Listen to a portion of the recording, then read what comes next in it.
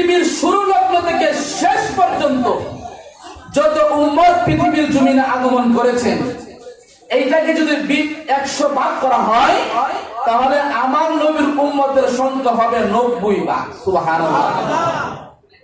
ওই নবীর উম্মত আগে জান্নাত উদ্বোধন করে।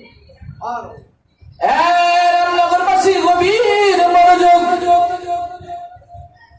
পাকমান যতন কি বুঝাইবে হুজুর বুঝে দিছে। যদি আপনি আমি না বুঝি তাহলে আমার কপাল পোড়া। কথা বলতে কিনা? যে বুঝে আ কইলে বুঝা যায় সে কি বলবে। কথা বলতে কিনা?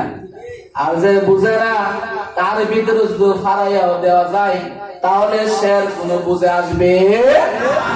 আমাদের সমাজে কিছু মানুষ আছে দেখবেন, মানে বিচার মানে তালগাছ আমার। কথা বলতে কিনা? দেখবেন আপনি বুঝাইবেন মাথা নয় না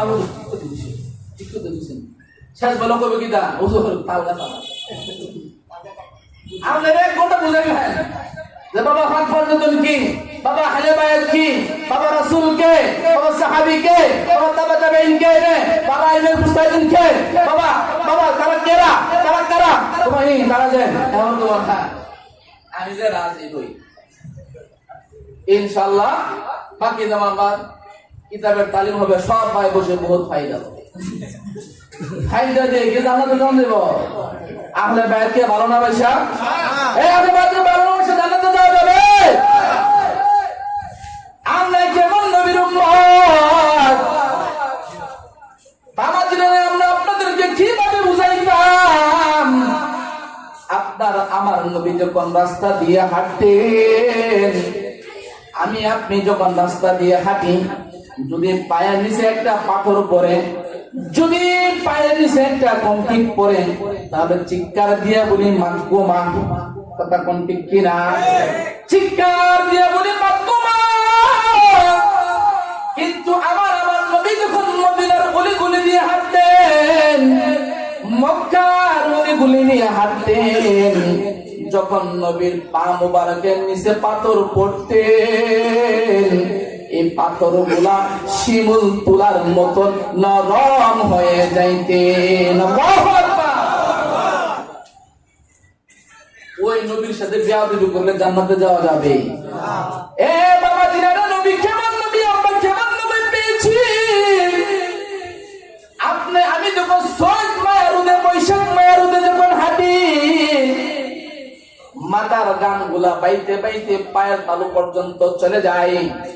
কিন্তু আমার আপনার নবী যখন রোদ দিয়া চলাফেরা করতেন, তখন দেখা যাইতো মেঘমালা গুলা নবীজির মাথার উপর আইসা ছায়া প্রদান করতেন। সুবহানাল্লাহ। ওই নবীর উম্মত হতে পারে আমরা কুশিনা বাজার। আজ যখন কুশিনা বাজার ওই নবীর সাথে বেয়াদবি করন যাইব? হায় রে,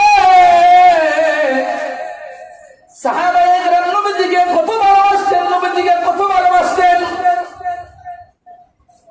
সাহাবায়ে কেরাম নবীর জন্য জীবন দিয়ে দিতেন। নবীর জন্য সাহাবায়ে কেরাম পুরা জিন্দেগিটা উৎসর্গ করে দিয়েছেন। নবীর জন্য সাহাবীরা পাগল হয়ে যেতেন। দেখেন নবীজিকে সাহাবীরা কত ভালোবাসতেন। একজন নবীর সাহাবী, ওনার নাম হইল সাদ আল আসওয়াদ। ওনার নাম কি? সাদ আল আর সাহাবীদের নাম হইল সুবহানাল্লাহ বলেন। সাদ আল আসওয়াদ নবীজিকে কেমন ভালোবাসতেন। ওই সাদ আল আসওয়াদ ছিলেন ওই জামানার মধ্যে সাহাবীর মধ্যে সবচাইতে কালো সাহাবী, এবং মুখের গঠন কোনো সুন্দর ছিল না।